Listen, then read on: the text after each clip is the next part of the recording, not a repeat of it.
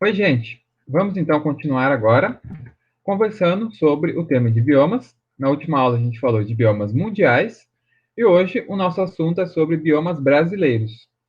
E eu peço que vocês vejam essa aula anterior primeiro, de biomas mundiais, para poder entender aqui o que é os principais biomas brasileiros. Então, como a gente pode ver aqui nessa ilustração, o Brasil, até por ser um país ali de dimensões continentais e na sua localização, com vários tipos climáticos, a gente também tem diferentes biomas aqui, com diferentes vegetações. E aqui nesse mapa a gente consegue ver os principais biomas brasileiros. Então a gente vê aqui, claro, aqui a região amazônica, então a floresta amazônica, uma floresta equatorial. A gente tem aqui na posição central do Brasil, ligando a maioria dos outros biomas, o cerrado, que é um tipo de uma savana. A gente também tem aqui uma vegetação semiárida, que é a caatinga, então ali com a forte presença de cactos e outras árvores adaptadas a esse tipo climático, com a falta d'água. A gente tem aqui a Mata Atlântica, muito presente no litoral, mas também entrando mais no interior aqui, em algumas regiões, como a gente está vendo. Aqui, por mais que não esteja mostrado nessa ilustração, a gente sabe a Mata de Araucárias, mais ou menos aqui próximo ao estado do Paraná. E é claro, a gente também tem o Pantanal, como a gente está vendo aqui, principalmente em Mato Grosso do Sul, e os pampas, ou pradarias ali, os pampas gaúchos, que ficam principalmente ali no Rio Grande do Sul. Então aqui a gente consegue ver uma ilustração de cada um desses biomas. E além dessa classificação baseada em biomas, a gente tem uma outro tipo de classificação dessas vegetações, baseada em domínios morfoclimáticos. Então, essa classificação eu já falei para vocês quando a gente teve a aula de regionalização. Então, vocês veem que o slide é bem parecido aqui. E ele foi desenvolvido ali pelo geógrafo, o Aziz Nassib Absaber, que foi o mesmo geógrafo lá que também desenvolveu algumas formas de relevo, ele classificou os relevos aqui do Brasil também. E a gente sabe que a principal diferença assim, em relação a biomas e domínios morfoclimáticos é apenas a questão de critérios, que aqui, para a gente definir um domínio morfoclimático, a gente utiliza critérios um pouco mais abrangentes do que o de biomas apenas. Então, a partir de uma análise ali de várias características desses terrenos, a gente vê que a partir da hidrografia, então a gente vê a presença lá de rios, da própria vegetação, é claro, do solo, do tipo de solo que a gente tem lá, do relevo daquela região e também do clima. Tudo isso a gente usa como critério para estabelecer um domínio morfoclimático. Então, por exemplo, a gente sabe ali que a região amazônica, ela tem uma, principalmente próximo ao rio, ela vai ter uma característica de ser uma planície, vai ter também algumas regiões de depressões, mais ao norte um pouco de planalto. E, é claro, a gente sabe que lá vai ter uma floresta equatorial, com o clima equatorial. Então, vocês percebem que todas essas características a gente utiliza para poder classificar o domínio morfoclimático amazônico, por exemplo. É a mesma coisa para todos os outros. A gente vê que o resultado final ele é bem parecido, na verdade, com o de biomas, mas com algumas diferenças aqui. Então, por exemplo, na classificação de biomas, a gente considera o Pantanal um bioma, mas o Pantanal ele não é um domínio morfoclimático, por exemplo. Por quê? Porque nessa classificação de domínio morfoclimático, a gente utiliza também e mostra aqui as regiões de transições de domínios. E o que significa isso? São regiões que a gente vai encontrar características intermediárias. Então, aqui nessa região aqui, próxima a São Paulo, a gente vai ter aqui características intermediárias de Mata Atlântica e de Cerrado. Bauru, por exemplo, está ali numa região de transição. A gente tem muito Cerrado, mas também temos a presença de Mata Atlântica aqui. Então, é um local ali com características de transição. E o Pantanal ele também tem essa característica. Claro, ele é ali uma planície, alagável, mas ele tem essa característica de ter tanto elementos da floresta amazônica, quanto elementos do cerrado, e também alguns elementos da própria Mata Atlântica. Então, é um local realmente de encontro de biomas, certo? E ele não é classificado como um domínio, apenas como uma região de transição. Vocês percebem aqui, ó, em branco, mostra todas as transições. Então, fiquem espertos quanto a isso aí. Então, vamos agora falar desses principais biomas que eu citei para vocês.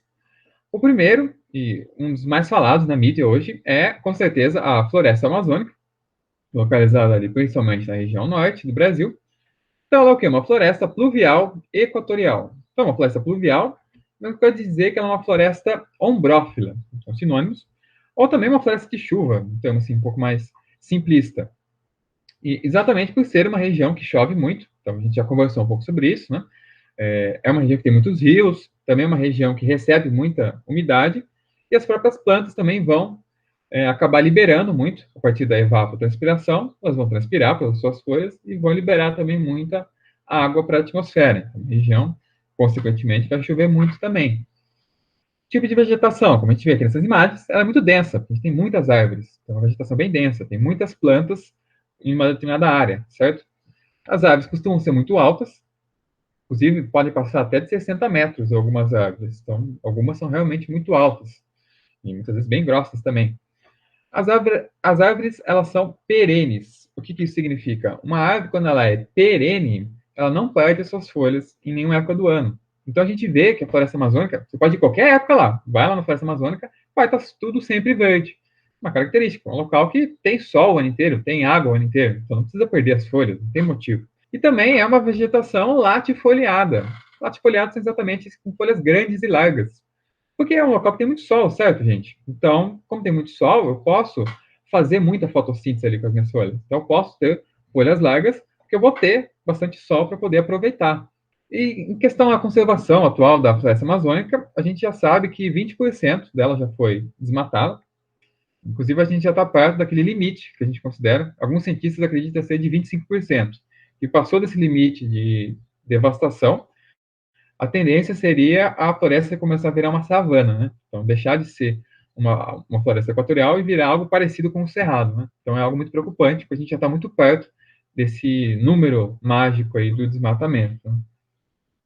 E eu sempre vou deixar aqui também para vocês o climograma ali das regiões, mas não vou ficar comentando muito, tá, gente? Tem mais detalhes sobre o climograma na aula de clima número 4, tá? De tipos climáticos. Bem, uma das grandes importâncias da floresta amazônica, que a gente já comentou, é com certeza os rios voadores. Então, essa evapotranspiração ali das plantas vai acabar liberando bastante água, que a partir de massas de ar, elas vão acabar vindo aqui para a região sudeste, por exemplo. Então, a maior parte da água que a gente tem, inclusive, e consome dos nossos rios aqui, elas vêm da floresta amazônica.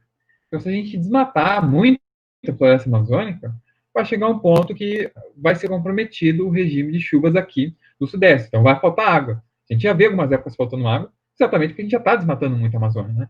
Então, é realmente algo primordial que a gente consiga controlar o desmatamento ali nessa região. A gente depende disso, né? É interessante notar também que a floresta amazônica, por mais que normalmente a gente sempre pegue essas imagens aqui, possa parecer que ela é homogênea no sentido de árvore para todo lado, mas não é exatamente assim. A gente sabe que ela tem algumas subdivisões ali, tem realmente biomas dentro da própria Amazônia, ela não é um bioma homogêneo. Então a gente vê ali que ela tem, por exemplo, 3 subdivisões em mata de igapó, mata de várzea e mata de terra firme. Então, daqui na ordem, ó. A mata de igapó é exatamente essa mata que está permanentemente alagada. Então, sempre vai estar alagado. Então, muito próximo de rios, principalmente. Então, o ano inteiro você vai lá e vai estar alagado. Então, principalmente essa vegetação aquática, vai ter bastante plantas aquáticas ali, e claro, peixes e outros animais aquáticos. E também outros tipos ali de plantas, algumas árvores que já estão adaptadas a viver ali nesse solo encharcado de água, certo? O outro tipo é a mata de várzea, que ela também fica perto de rios, mas numa região que fica alagada apenas em alguns meses do ano. E no restante do ano, ela não está alagada, está normal. O próprio nome já diz, né? Mata de várzea. Lembra lá quando a gente teve aula de hidrografia? Várzea se refere a essa parte do rio ali, que é a continuação do rio, em que eventualmente alaga em algumas épocas que tem muitas chuvas, certo? E por fim, a gente tem a mata de terra firme, que é a mais conhecida. Normalmente, quando a gente vê uma foto da Amazônia, é dessa mata de terra firme, que é essa terceira imagem aqui, que é onde tem as árvores mais altas da região, ali, que pode chegar a 60, 70 metros. Bem, os principais motivos da devastação, então, da floresta amazônica que a gente tem hoje é principalmente a agropecuária. Então, muito para o plantio de soja, por exemplo, nessa região, então muitas áreas desmatadas, e usado para plantar soja. Essa soja, para que é destinada? Então a soja que eu compro no mercado lá, ela vem necessariamente da floresta amazônica? Então eu estou contribuindo para a devastação da Amazônia quando eu estou consumindo soja? Bem, depende, né? Pode até ser que sim. Mas o maior problema, na verdade, dessa questão da Amazônia é principalmente o consumo de carne, que, claro, produzida de forma ali ilegal ali na Amazônia, porque normalmente essa soja ela é destinada à alimentação do gado. Então, a maior parte dessa soja, mais de 90% da soja plantada, é destinada à alimentação do gado. Então, o maior problema realmente que hoje causa a devastação da Amazônia é, na verdade, o gado, que a soja é para alimentar esse gado, certo? Se não tiver gado, não teria esse conteúdo de soja. Temos outros problemas também, hidrelétricas. Belo Monte, por exemplo. Temos também a usina de Tucuruí, de Balbinas. São alguns exemplos ali de usinas que alagam grandes áreas e assim prejudicam muito, porque você perde aquela vegetação quando se alaga essa grande área. Então, é realmente meio problemático.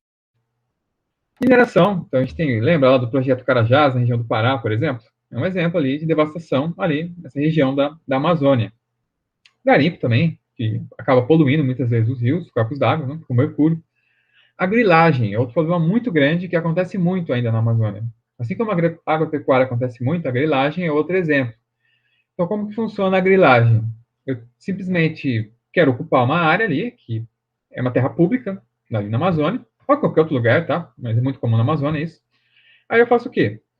Eu vou nessa área, eu desmato, muitas vezes posso botar fogo também ali para limpar aquela área, e aí eu coloco ali um boi, ou mesmo posso fazer algum plantio ali naquela região, e fico um tempo ali. Aí depois de um certo tempo, eu passou alguns anos, eu posso simplesmente ir no cartório e falar que aquela terra é minha. Eu estou buscando apenas regularizar aquela terra que já é minha há vários anos, né? E aí eu vou lá e assim estou cometendo um crime, certo? Porque eu me apropriei indevidamente daquela terra. E agora ela virou minha, se eu conseguir no cartório ali registrar essa terra. Muitas vezes posso até pagar um suborno ali por causa do cartório, para ele fazer uma vista grossa ali, essa minha questão de, né, que é algo muito suspeito ali o que eu acabei de fazer. Então, assim que funciona a grilagem, ela é muito comum. E, é claro, a exploração de madeira, então, pode estar associada à grilagem, por exemplo. Então, vamos supor que essa região ali, em vez de eu vou desmatar essa região, vai ter madeira ali, e eu posso vender essa madeira também. Ou eu posso simplesmente, se eu for no madeireiro, apenas ir desmatando e pegando madeira e deixar a área ali desmatada sozinha. Também é uma outra opção. Também acontece muito. Isso começou muito a partir da década de 60 na Amazônia, principalmente a construção de algumas rodovias ali, então a Transamazônica ajudou muito isso, porque facilita muito, né? Se eu tiver uma rodovia ali na região, mesmo que seja de terra, basta eu simplesmente ir ali com caminhões, desmatar e levar embora e vender essa madeira ilegal, ou qualquer outro tipo de produto que eu estou buscando ali na floresta, né? Então, a construção de rodovias na floresta acaba ajudando muito no desmatamento. E a gente consegue ver aqui nesse mapa o que a gente chama de arco do desmatamento. Então, reparem aqui, gente, que essa área, ela é principalmente uma área de fronteira agrícola. O que significa fronteira agrícola? É exatamente essa região que separa onde começa a floresta e onde está ali iniciando a agricultura, a pecuária. Então, nessa região de limite ali. Então, a gente vê que nessa região de fronteira agrícola, em que a gente tem essa delimitação da floresta e da agricultura, está tendo um avanço da agricultura dentro, avançando sobre a floresta. Então, a floresta está diminuindo e a agricultura está tendendo a aumentar para essa região aqui, ó. Então, por isso que a maior parte do desmatamento está concentrado nessa região em vermelho, principalmente ali, Rondônia, Mato Grosso, né, foram regiões que desmataram muito, a Amazônia, e, claro, alguns outros estados ali também, principalmente ali para a agricultura, para o plantio de soja e alimentação do gado e pastagem também. Mas, é claro, a gente sabe, está vendo bastante na mídia, que não é só essa questão agropecuária, que é um problema, também tem a questão dos incêndios. Mas é interessante notar que o incêndio muitas vezes está relacionado à agropecuária, tá, gente? E muitas vezes a pessoa vai queimar uma área ali da floresta exatamente para plantar. Então, muitas vezes o incêndio criminoso ele é associado também à prática agrícola. Ah, mas é só o fazendeiro? Já vi falar que os índios queimam também a floresta, não são eles que estão acabando com a floresta. Então, Bruno, então, gente, realmente o índio, umas pequenas porções, ele faz umas queimadas ali para ele poder fazer uma atividade agrícola. Alguns povos indígenas fazem, praticam agricultura. Mas ele faz isso em pequenas áreas e depois ele abandona aquela região e aí a floresta se recupera, aquele pequeno dano que aconteceu ali. Então o índio não está acabando com a floresta, gente. Ele simplesmente faz umas pequenas queimadas para utilizar ali a região e simplesmente é algo muito controlado. É diferente de grandes fazendeiros que estão realmente queimando grandes áreas da Amazônia para poder abrir para utilizar como pasto e como área agrícola. Então não é a mesma coisa, tá? Por mais que muitos políticos estejam hoje dizendo que os índios que estão queimando, na verdade isso não é verdade. A gente vê que esses incêndios, os próprios dados mostram, científicos aí, que são em locais próximos a fazendas, ou em fazendas mesmo, que a gente está vendo esse plantio. E não ali na reserva indígena, tá? A gente vê que realmente o maior problema hoje são os fazendeiros criminosos ali na região amazônica. Então, agora, outro bioma que ele lembra muito, em alguns sentidos, a floresta amazônica, é a Mata Atlântica. Mas é interessante notar que, por mais que a floresta amazônica seja conhecida pela sua grande biodiversidade, saibam que em uma determinada área, se a gente pegar um hectare, por exemplo, de Amazônia e um hectare ali de Mata Atlântica, a Mata Atlântica ela tem uma maior biodiversidade do que a floresta amazônica. Claro, a floresta amazônica ela é maior, então ela tem essa vantagem. Mas ainda assim, a Mata Atlântica ela é mais biodiversa ali em relação à sua área, tá? Isso é interessante de notar. Ela também é uma floresta ali pluvial, só que uma floresta tropical, certo? Então, o clima tropical é predominante.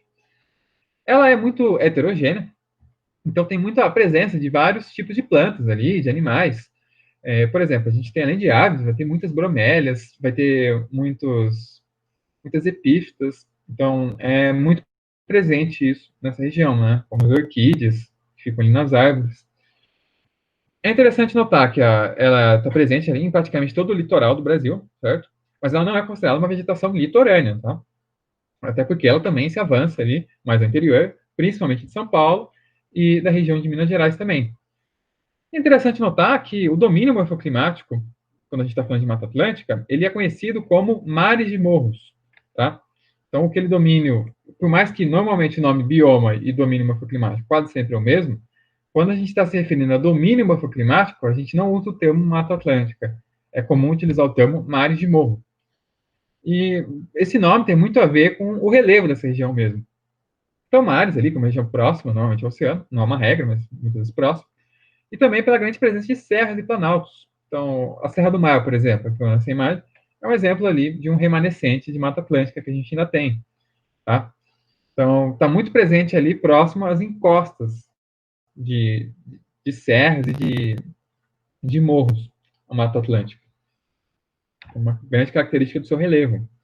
Ela já foi muito devastada, tá? É o bioma mais devastado, por inúmeros motivos. Um deles foi a própria questão da urbanização, tanto que hoje 70% das pessoas, os brasileiros, eles moram numa região que ou é ou já foi Mata Atlântica no passado.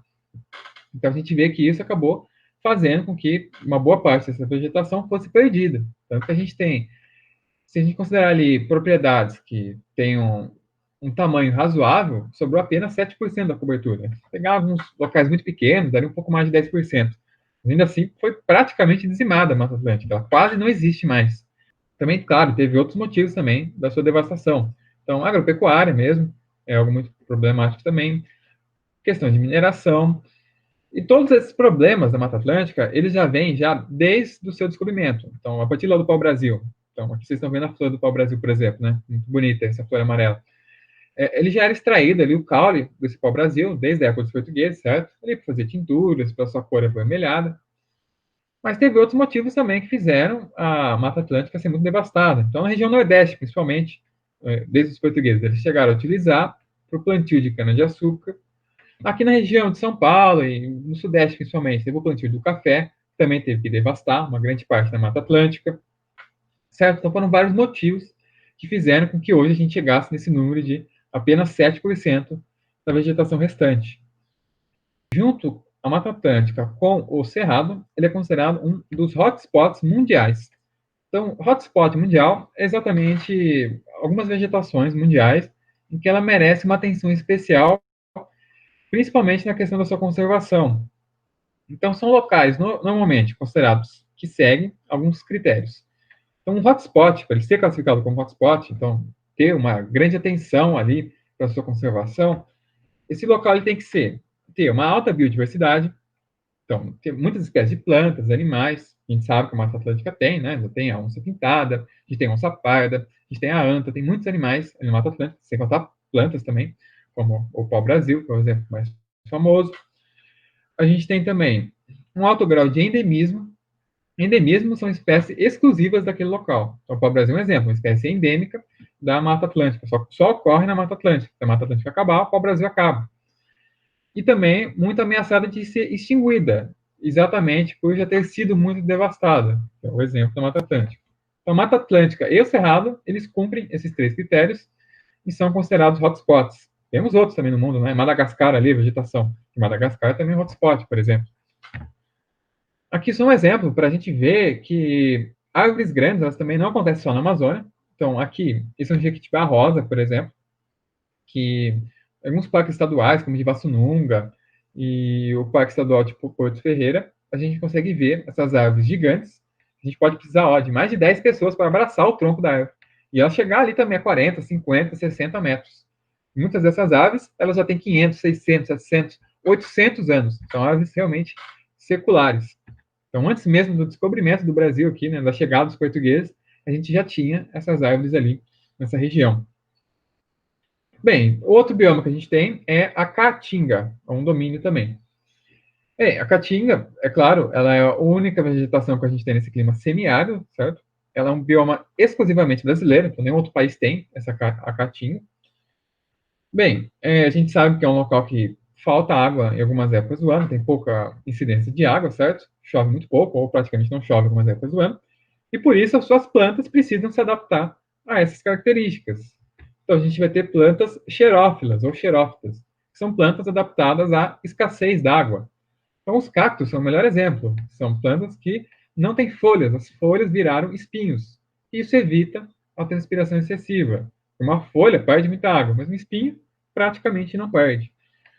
Então, e é mesmo seus arbustos e outras árvores pequenas presentes na caatinga, elas normalmente também têm uma característica para evitar perder água, que é a caducifolia, ou árvores e arbustos caducifólios. E o que seria isso? É o contrário de perene. Então, lembra quando eu falei para vocês ali? A gente tem uma árvore que é perene, em que a gente tem as folhas o ano inteiro. Aqui, uma árvore caduca, ou caducifólia, ela perde a folha em algumas épocas do ano, principalmente ali para evitar a transpiração, porque se eu perder a folha, minha planta não vai transpirar muito. Então, assim eu evito a perda excessiva de água quando está faltando água, né? Então, como vocês veem aqui nessa imagem, ó, simplesmente perderam as folhas para evitar a perda da água esses arbustos aqui. Eu vou colocar essa imagem aqui também, gente, com bastante florido, só para vocês verem que a Caatinga não é simplesmente um local seco e que as pessoas acham simplesmente que a gente pode ignorar, que é feio. Muito pelo contrário, ela tem muitas belezas também. Então, como a gente pode ver essas flores roxas aqui, o próprio flor do mandacaru, como vocês estão vendo aqui, que é um cacto muito comum da Caatinga. Então, é importante vocês verem que a Caatinga e todos os biomas eles têm a sua beleza natural. Não é simplesmente porque algumas épocas do ano ele fica seco que ele deixa de ser muito belo.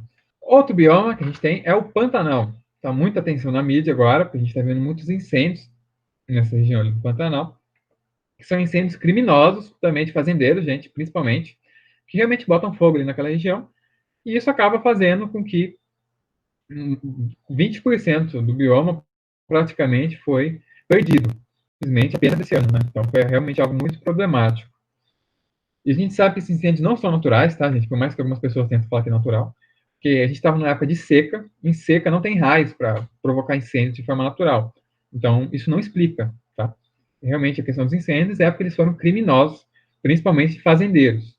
Bem, como eu disse para vocês, a principal característica do Pantanal é ele ser uma região de transição. Então, ele é um bioma, não é um domínio morfoclimático.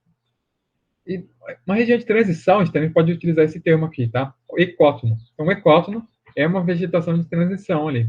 Então, tanto da floresta amazônica, da Mata Atlântica e do Cerrado.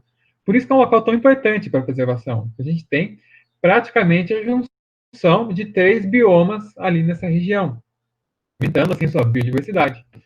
É um local que não tem muito, nenhuma vegetação e nenhuma fauna típica, sabe? A gente não vai ter assim, essa espécie é típica do Pantanal, em questão de só existir no Pantanal, de ser endêmica do Pantanal. Isso não tem. A principal característica é exatamente ser essa transição de diferentes vegetações, beleza? Então, numa planície alagável, bem grande ali, costuma ser bem plana também. E, além das queimadas, a gente tem outro problema ali da agropecuária, muito associado à queimada também, e a pesca, muitas vezes, predatória ali, exagerada na região também, pode comprometer o local. Bem, a gente tem agora o cerrado, que é outro tipo de vegetação, que ele sofre um pouco de bullying, as pessoas muitas vezes acham feias o cerrado, simplesmente porque as suas árvores são tortas e tortuosas, e ele tem essa casca grossa, assim, que as pessoas acham feio. Eu, particularmente acho o cerrado muito lindo, ele simplesmente é diferente, gente. Então, não é porque algo é diferente que ele vira feio. Ele não é feio, simplesmente é bonito, exatamente por ser diferente de todas as outras vegetações que a gente conhece. É uma vegetação de savana bem diferentona.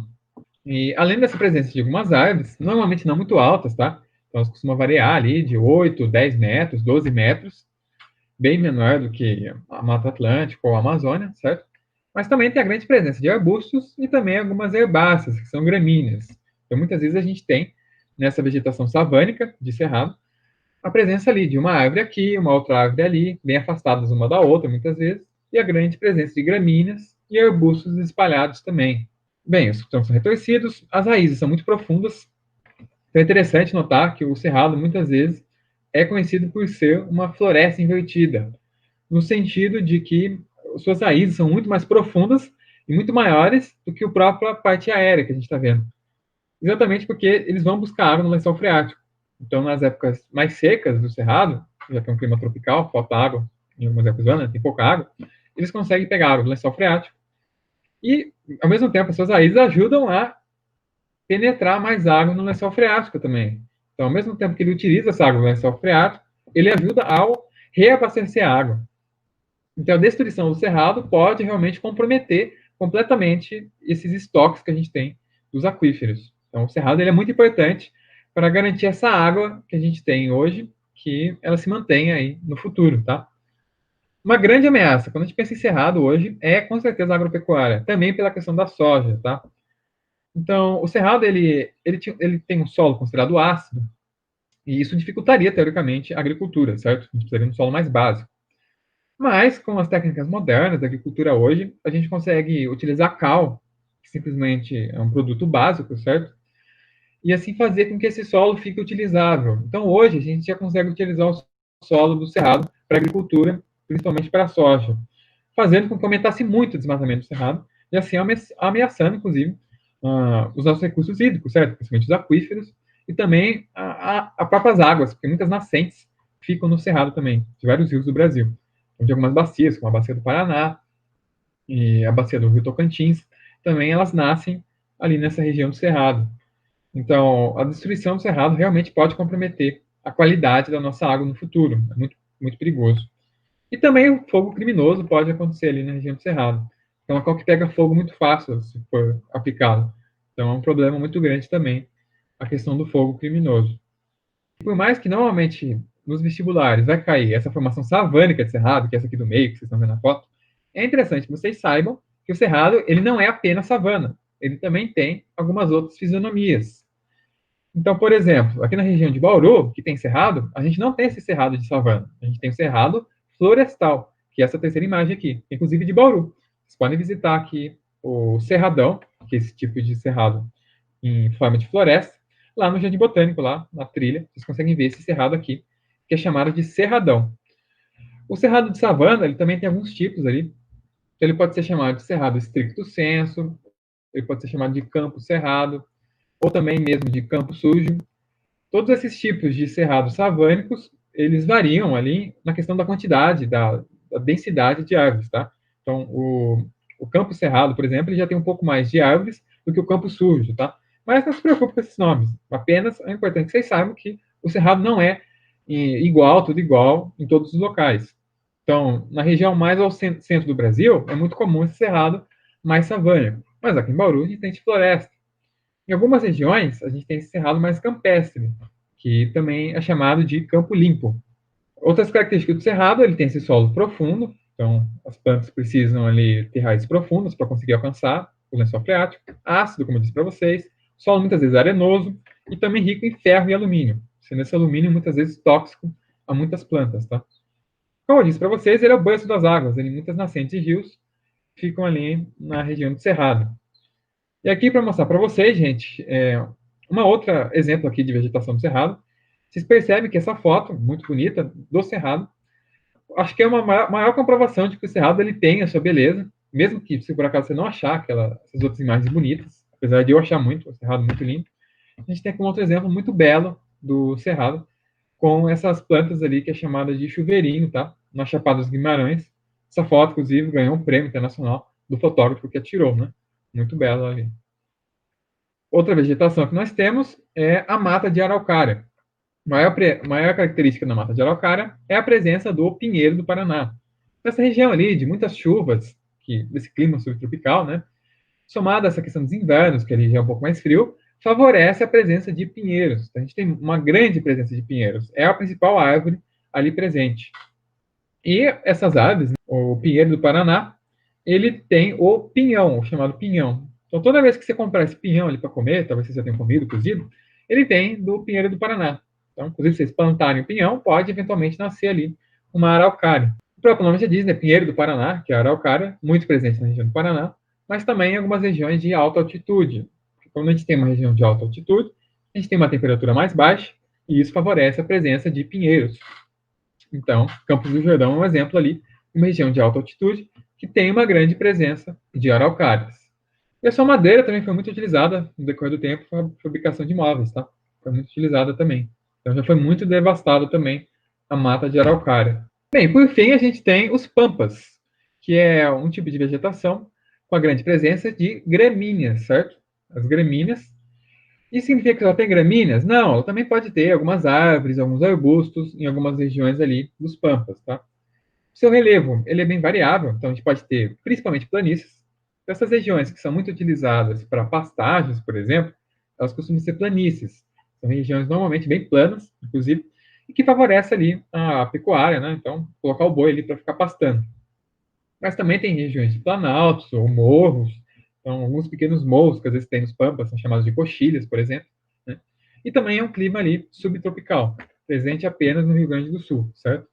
E também alguns outros países ali, Argentina, Uruguai, também tem os pampas. Bem, agora eu vou falar para vocês algumas outras vegetações que são alguns ecossistemas que estão presentes nesses biomas que eu falei para vocês. Mas eles não são biomas, tá? São apenas algumas outras vegetações ali que, cara, elas têm um tamanho menor, então eles não são considerados um bioma. Mas são muito importantes também, você não diminui a importância deles de nenhuma forma. Então, o primeiro exemplo ali, muito presente na Mata Atlântica, é o mangue, por exemplo, que é uma fisionomia que a gente tem muito na Mata Atlântica aqui. Qual é a principal característica ali do mangue? De ser uma vegetação de transição também. Igual o Pantanal. O Pantanal não era vegetação de transição, o mangue também é. Então, uma transição ali no ambiente, principalmente de água doce para um ambiente de transição de um local salino, então o mar. Então, acontece muito no encontro do mar para um rio. Então, o final ali, a desembocadura de um rio, então a foz do rio com o mar. Esse local de encontro, a gente costuma muitas vezes ter essa presença da vegetação dos mangues. Vocês percebem que a gente tem muitas dessas árvores, que são um pouco engraçadas, né? Com suas raízes ficam, como vocês podem ver, em vez de ficar dentro do solo, elas muitas vezes ficam para fora. Isso acontece muito por esse solo ele ser um pouco instável, tá, gente? Então, essas árvores, elas precisam ali fixar suas raízes para conseguirem se sustentar mesmo. É um solo muito encharcado, então é difícil as plantas terem estabilidade. Então, elas precisam realmente dessas raízes ali nesse formato. Além dessas raízes para fora do solo, também ajudarem na respiração. Como assim respiração, né? Você pode pensar. Bem simples, gente. Ó. Como eu disse para vocês, é um local encharcado, o Sol. Então você não tem oxigênio no Sol. Então você precisa ter as suas raízes para fora do Sol para você conseguir respirar.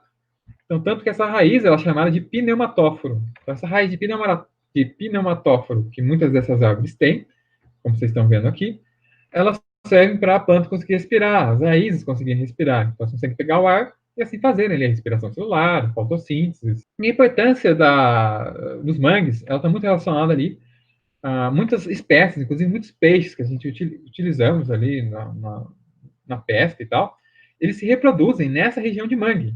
Então, se a gente simplesmente destruir os mangues, a gente vai destruir e acabar com muitas espécies de peixes, inclusive que são usados na alimentação. Então, realmente, a gente ser humano, depende da existência dos mangues. E muitas pessoas que moram nessas regiões também dependem ali do caranguejo, por exemplo, para sua sobrevivência, para sua subsistência. Então, a destruição do mangue realmente comprometeria essas comunidades locais, por exemplo. E por que eu digo assim com esse alarmismo? Exatamente porque o mangue ele está sendo realmente destruído, tá? A gente vê nesses últimos anos, mesmo com essa grande importância. Muito relacionada ao quê? A expansão urbana. Então, muitas vezes, é claro, fica próximo do mar, né? Então, as pessoas querem ocupar essa região de mangue para construir casa, prédio, hotel, e para atrair turistas, né? Então, esse é um problema muito grande. Produção de camarão, muitas vezes, nessa região, é outro problema. A poluição, principalmente jogar esgoto na região de mangue, você vai, obviamente, poluir essa região. Resíduos industriais e outras coisas assim. Bem, algumas outras características aqui do mangue que eu ainda não citei. A gente também tem essas plantas chamadas de halófitas, que são plantas ali adaptadas a esse local com grande salinidade, tá? Temos também as plantas higrófilas, que são adaptadas a esses locais encharcados, com muita água, e os pneumatófilos, como eu disse para você, essas raízes aéreas. Outra vegetação é a restinga, que é uma vegetação muito próxima da região oceânica, então ela também é considerada halófita, pela essa questão de ter muita salinidade ali nesse solo, e normalmente esses solos eles são arenosos. Então, um solo arenoso, então esse tipo de vegetação adaptada a esse solo arenoso, ela é chamada de pissamófila, tá? Pissamófila, ali essa vegetação adaptada a um solo bem arenoso. Vocês podem ver aqui, ó, muito arenoso, né? Esse tipo de vegetação que é a da restinga. Bem, apesar de a principal característica ali é de ter essas, principalmente essa vegetação rasteira, como vocês veem aqui, essas plantas pequenas, herbáceas, a gente também pode ter árvores e alguns arbustos nas regiões das restingas, normalmente um pouco mais afastadas ali do mar, okay? Que favorece ali essa presença de mais árvores e arbustos. E a restinga é um outro exemplo também, está sendo muito devastada atualmente. Inclusive, o próprio governo federal, com o Ministério do Meio Ambiente, ele atualmente, algumas semanas atrás, ele permitiu realmente o desmatamento ali da região, tanto da restinga quanto do mangue, tirando simplesmente a lei que protegia essas áreas. Então, a gente vê realmente que o governo atual, ele, infelizmente, ele está promovendo, de certa forma, estimulando ali o desmatamento dessas duas vegetações, tá? Então, a expansão urbana, principalmente, um dos principais motivadores. E, é claro, poluição, também essa região, jogar muitas vezes lixo na restinga para poluir nessa região. Extração de areia, muita areia ali, então também é outros fatores que ameaçam a restinga. E a gente tem também a mata de cocais, gente. Ó, a mata de cocais fica aqui nessa região de transição, tanto da Caatinga para a floresta amazônica, principalmente na região do Maranhão. E é uma vegetação muito importante, principalmente pela presença ali do babaçu e da carnaúba. Então a gente vê que é o babaçu e a carnaúba, que são dois tipos de palmeiras e que eles têm uma importância, principalmente social, gigantesca. Porque as comunidades tradicionais que moram nessa região, elas dependem completamente dessas duas palmeiras para o seu próprio sustento. Eles fazem tudo, eles aproveitam tudo do babaçu e da carnaúba. Então, você consegue, por exemplo, fazer cera de carnaúba, pode ser utilizada para venda, e assim ela é muito utilizada para a produção de muitos produtos, como ceras automotivas e várias outras utilidades.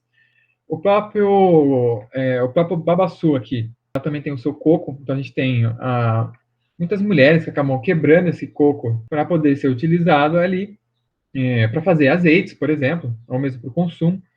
Então, essas pessoas, essas comunidades dependem completamente desse tipo de vegetação ali. Então, é muito importante a sua preservação, exatamente por causa disso. E por fim, gente, a gente tem a mata ciliar, que é uma vegetação próxima a corpos d'água. E o nome ciliar realmente se refere aos cílios. Porque os cílios, eles não cumprem essa função de proteção aos olhos. A diferença é que a mata ciliar, ela cumpre essa função de proteção aos rios. Elas ficam próximas aos rios e exatamente evitam ali que o rio sofra a erosão, então os sedimentos sejam levados para dentro dos rios e assim contamine esses rios, certo? Esses sedimentos que destruiriam esses rios. Então evita tanto a erosão quanto o assoreamento, que é exatamente esse acúmulo de sedimentos no rio. Isso acontece principalmente graças a essas raízes das plantas que conseguem ali filtrar, segurar esse solo, deixando o solo ali ao redor firme, fazendo com que apenas a água vá para o rio, escoa para o rio. As partículas de areia e minerais não vão também. Por fim, gente, apenas aqui uma questão de reflexão, para vocês verem. Essa imagem mostra como que eram os biomas aqui de forma original, como eles ocupavam no Brasil, e hoje, como eles já foram devastados, tá? A Caatinga também já foi muito devastada, ó, repare.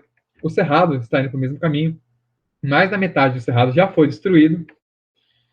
E a floresta amazônica, a gente sabe que 20% já foi destruído. Em Rondônia, por exemplo, praticamente já não tem mais Amazônia, dá uma olhada.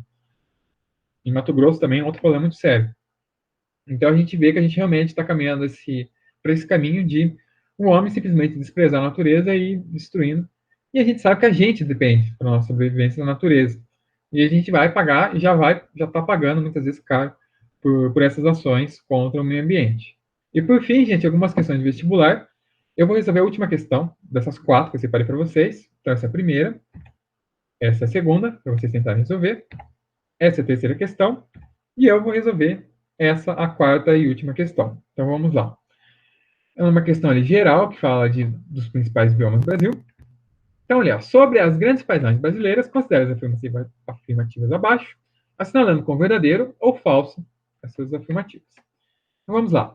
O desmatamento da floresta amazônica para o desenvolvimento econômico da região é considerado por muitos políticos como o preço do progresso. Essa devastação da floresta, causando grandes impactos ambientais, mas não chega a atingir as populações que vivem nessa área. Bem, gente, essa aqui é completamente falsa, não tenho nem dúvidas disso. Que, primeiro, que não é o preço do progresso, de forma alguma, a destruição da Amazônia. Inclusive, a gente consegue ganhar mais dinheiro com a floresta de pé do que destruindo a floresta, tá? A venda de açaí e de vários outros produtos presentes, né, na floresta, eles são mais lucrativos do que se a gente simplesmente destruir e começar a cultivar gado ali na região. Não sou eu que estou falando, tá? São realmente pesquisas na área que mostram isso. Então, mas acontece que muitas vezes é praticada a pecuária ali, porque o lucro é muito rápido, né? Você destrói, planta, colhe e acabou, né? Você ganha dinheiro muito fácil. Por isso que, apesar de ser mais lucrativo manter a floresta de pé, os fazendeiros não estão preocupados com isso, eles querem aquele lucro imediato que a floresta dá ali, destruindo ela, né? Claro, ela fala que está falando que causa impacto, mas não chega a atingir populações, isso é mentira. Então, indígenas são prejudicados, por exemplo, populações ribeirinhas também são prejudicadas, então, muitas pessoas são prejudicadas ali quando você desmata a floresta, que eles perdem ali muitas vezes a sua fonte de sustento, né? Sem floresta, essas populações que vivem ali não conseguem se sustentar, porque como que elas vão caçar, como que elas vão plantar, se não tiver floresta ali, né? Bem, então vamos ver. Essa é falsa. A letra B. O Pantanal Mato Grossense é um dos maiores patrimônios ecológicos da humanidade, segundo a ONU. A complexa formação natural dessa região, que lembra o aspecto do cerrado, da floresta amazônica e Mata Atlântica, aparece como um atributo para o desenvolvimento da atividade turística. Com certeza, isso aqui é completamente correto, principalmente porque essa região é realmente muito utilizada para o turismo, né? Muitas pessoas vão lá para ver a onça pintada, por exemplo. O Pantanal ele realmente recebe muitos turistas, porque é muito fácil você ver uma onça lá, por exemplo. Então você vai. Se você quer ver animais, vá no Pantanal, que lá é uma região muito fácil. É por ser uma planície ali, uma região que favorece muito essa visualização dos animais ali, tá? C. Terceira, a Caatinga ocupa aproximadamente 11% do território, sendo o sertão nordestino a típica representação desse tipo de paisagem natural. O clima seco, devido às chuvas escassas e ao solo árido, impede o cultivo de alimentos, mesmo utilizando técnicas modernas de irrigação. Bem, ele começou bem aqui. Ele falou que ocupa ali uma parte do território, ele fala que o clima é seco, tem chuvas escassas, até essa parte está certa. Mas aí ele começa a falar que impede o cultivo de alimentos. Essa parte é incorreta, gente. E a gente tem um exemplo muito famoso disso. O Rio São Francisco, por exemplo, ele é muito utilizado para exatamente ali no seu médio curso para irrigação. Então, a água dele é utilizada para irrigação. Então, muitas culturas agrícolas, principalmente frutas, então a fruticultura, ali na região do médio curso do São Francisco, que fica numa região de Caatinga, ele mesmo sendo uma região árida, graças a você desviando essa água do rio, você consegue produzir ali sem problemas, tá? Então, isso está completamente errado. Aqui, próximo. O Cerrado brasileiro é a paisagem natural que sofreu mais transformações nos últimos 10 anos. O agronegócio, impulsionado pela possibilidade do plantio de soja nessa área, vem causando fortes impactos ambientais. Exatamente, gente. A soja é o principal exemplo ali da degradação atual do cerrado. Exatamente porque eu consigo usar cal ali para poder tornar o solo útil à agricultura. E por fim, o chamado domínio das pradarias, tradicionalmente denominado de pampa gaúcho, caracteriza-se pela vegetação herbácea, típica de climas temperados e subtropicais. É uma área propícia ao desenvolvimento da pecuária como atividade econômica. Essa também está correta, que é exatamente isso. Também pode ser chamada de pradarias ali, região do Pampa, ou campos gaúchos. E é herbácea, né, principalmente gramíneas, apesar de ter arbustos e árvores, como eu disse para vocês. O clima também, exatamente, é principalmente subtropical ali, mas está nessa região temperada, certo? E tem muita pecuária ali, porque você utiliza essa grama para pastagem dos bois. Certo, gente? Então, por hoje é só. Qualquer dúvida ali, entre em contato comigo. E até a semana que vem. Tchau!